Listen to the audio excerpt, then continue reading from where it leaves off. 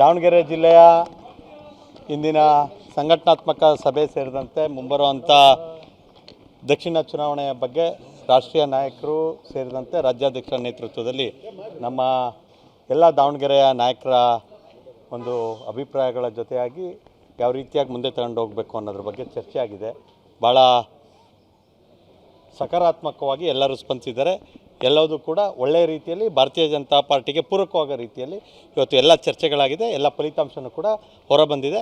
ಇದನ್ನು ಸೌತ್ ಚುನಾವಣೆಯಲ್ಲಿ, ದಕ್ಷಿಣದ ಚುನಾವಣೆಯಲ್ಲಿ BJP ಪರವಾದ ಫಲಿತಾಂಶ ಬರೋದ್ರ ಮುಖೇನ ಇವತ್ತೇನು ಸಭೆ ನಡೀತು ಆ ಎರಡೂ ಸಭೆಗಳ ಫಲಿತಾಂಶವನ್ನು ಮುಂದಿನ ರಿಸಲ್ಟ್ನಲ್ಲಿ ನೋಡ್ತೀರಿ.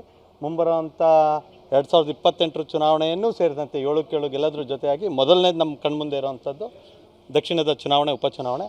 ಆ ಚುನಾವಣೆಯಲ್ಲಿ ನಮ್ಮೆಲ್ಲ ದಾವಣಗೆರೆ ಜಿಲ್ಲೆಯ ನಾಯಕರ ನೇತೃತ್ವದಲ್ಲಿ ಆ ಚುನಾವಣೆಯನ್ನು ಗೆಲ್ತೀವಿ. ಯಾವುದೇ ಅನುಮಾನ ಸಭೆಯ ಕಾರ್ಯಕರ್ತರು ನಾಯಕರ ಭಿನ್ನ ಅಂದರೆ ಏನು ಅಭಿಪ್ರಾಯ ಶಮನಗೊಂಡಿಲ್ಲ ಅನ್ನೋದೊಂದು ಇಲ್ಲ. ಅಭಿಪ್ರಾಯ ಭಿನ್ನಗಳಿರುತ್ತೆ, ಅನೇಕ ಅಹವಾಲುಗಳಿರುತ್ತೆ. ಭಾಳ ನಮ್ಮ ಮನೆ ಕಾರ್ಯಕರ್ತರು ಅವ್ರೇನು ಅಭಿಪ್ರಾಯಗಳಿರುತ್ತೆ ಅಭಿಪ್ರಾಯವನ್ನು ತಿಳಿಸೋವಂಥ ಕೆಲಸವನ್ನು ಮಾಡಿದ್ದಾರೆ.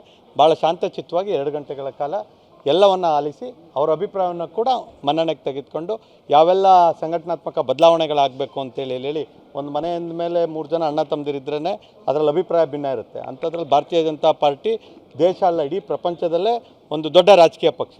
ಅದು ದಾವಣಗೆರೆನೂ ಸೇರಿದಂತೆ ತಾನೇ ಭಾರತ ದೇಶ ಅಂತ ಹೇಳಿದರೆ, ಅದೇ ರೀತಿಯಲ್ಲಿ ನಮ್ಮಲ್ಲಿ ಹೆಚ್ಚು ಕಾರ್ಯಕರ್ತರಿರೋ ಕಾರಣ ಸಹಜವಾಗಿ ಅಭಿಪ್ರಾಯ ಭಿನ್ನಗಳಿರುತ್ತೆ. ಭಿನ್ನಾಭಿಪ್ರಾಯ ಅಲ್ಲ, ಬೇರೆ ಪಕ್ಷದಲ್ಲಿ ಭಿನ್ನಾಭಿಪ್ರಾಯಗಳು, ನಮ್ಮಲ್ಲಿ ಅಭಿಪ್ರಾಯ ಭಿನ್ನ. ಎಲ್ಲರೂ ಪಕ್ಷಕ್ಕೆ ಪೂರಕವಾಗಿ ಮಾತನಾಡಿದ್ದಾರೆ. ಇದರ ರಿಸಲ್ಟನ್ನು ನೀವು ನೋಡ್ತೀರಿ. 2 ತಂಡ ಅಂತೇಳಿ ನೀವೇನು ಹೇಳ್ತೀರಿ, ಅವರೆಲ್ಲರೂ ಒಗ್ಗಟ್ಟಾಗೇ ಭಾರತೀಯ ಜನತಾ ಪಾರ್ಟಿ ದಾವಣಗೆರೆ ಘಟಕ ಇದೆ. ಅವರ ನೇತೃತ್ವದಲ್ಲಿ ಚುನಾವಣೆಯನ್ನು ಭಾಳ ಅದ್ದೂರಿಯಾಗಿ ಮಾಡ್ತೀವಿ. ರಿಸಲ್ಟನ್ನು ಬಾ ಅಂತ ಹೇಳಿದ್ರಿ, ವಿಸ್ತಾರಕರ ಅಭಿನಂದನಾ ಸಮಾವೇಶಕ್ಕೆ ಇಲ್ಲಿಯವರು ಯಾಕೆ ಬರ್ತಾ ಇಲ್ಲ ಅಂತ ನಿಮಗೆ ಒಂದು ಗಮನಕ್ಕಿರಲಿ. ವಿಸ್ತಾರಕರ ಅಭಿನಂದನಾ ಕಾರ್ಯಕ್ರಮಕ್ಕೆ ಜಿಲ್ಲಾಧ್ಯಕ್ಷರ ನೇತೃತ್ವದಲ್ಲಿ ನಡೆಯುವಂಥದ್ದು ಅದು ಸಂಘಟನಾತ್ಮಕ ಸಭೆ. ಇಲ್ಲಿ ತನಕ ನಡೆದಿದ್ದು ರಾಜಕಾರಣ ಸಭೆ. ಎರಡನ್ನು ಮಿಕ್ಸ್ ಮಾಡಬೇಡಿ.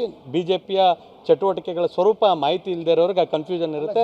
ನಮ್ಮಲ್ಲಿ ನಾನು ನಿಮ್ಗೆ ಹೇಳ್ತಾ ಇರೋದು ಅರ್ಥ ಆಗಲಿಲ್ಲ. ಸಂಘಟನಾತ್ಮಕ ಸಭೆ ಅಂದರೆ ಮಂಡಲ ಅಧ್ಯಕ್ಷರು ಜಿಲ್ಲಾಧ್ಯಕ್ಷರು ಇರೋವಂಥ ಸಭೆ ಅದು. ರಾಜಕೀಯ ಸಭೆ ಅಂತೇಳಿ ಹೇಳಿದ್ರೆ ರಾಜಕೀಯ ಸಭೆಯಲ್ಲಿ ರಾಜಕೀಯ ನೇತಾರರು ಇರ್ತಾರೆ. ಎಲ್ಲವೂ ಕೂಡ ನಮ್ಮ ಸಿದ್ದೇಶಣ್ಣ ಇರ್ಬೋದು, ರವೀಂದ್ರನಾಥ್ ಅವರು ಇರ್ಬೋದು, BP ಹರೀಶ್ ಅವರು ಇಲ್ಲಿ ಸ್ಥಳೀಯ ಶಾಸಕರಿದ್ದಾರೆ, ರೇಣುಕಾಚಾರ್ಯ ಅವರು ಮಾಜಿ ಶಾಸಕರಿದ್ದಾರೆ, ರಾಮಚಂದ್ರಣ್ಣ ಅವರಿದ್ದಾರೆ. ಎಲ್ಲರನ್ನೂ ಒಳಗೊಂಡಂತೆ ಭಾರತೀಯ ಜನತಾ ಪಾರ್ಟಿ ಗಟ್ಟಿಯಾಗಿ ಈ ಜಿಲ್ಲೆಯಲ್ಲಿ ರಾಜಕಾರಣವನ್ನು ಮಾಡುತ್ತೆ. ಯಾವುದೇ ಅನುಮಾನ ಬೇಡ, ಒಳ್ಳೆ ರೀತಿಯಲ್ಲಿ ಆಗುತ್ತೆ.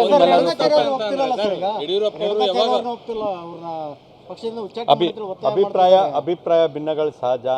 ಪ್ರೀತಮ್ ಗೌಡ ಒಬ್ಬ ಹೇಳೋದ್ರನ್ನ ಭಾರತೀಯ ಜನತಾ ಪಾರ್ಟಿಯ ತೀರ್ಮಾನ ಆಗೋದಿಲ್ಲ. ಅದೇ ರೀತಿ ಕಾರ್ಯಕರ್ತರುಗಳು ಅಭಿಪ್ರಾಯ ತಿಳಿಸಿರ್ತಾರೆ. ಅಭಿಪ್ರಾಯಗಳು ಯಾವ ರೀತಿಯಾಗಿ ತೆಗೆದುಕೊಂಡು ಹೋಗಬೇಕು ಅನ್ನೋದಕ್ಕೆ ಹಿರಿಯರು ಇರೋಂಥದ್ದು. ಮನೆ ಯಜಮಾನರು ಏನು ತೀರ್ಮಾನ ಹೇಳ್ತಾರೆ ಅದೇ ಮಾಡೋಣ.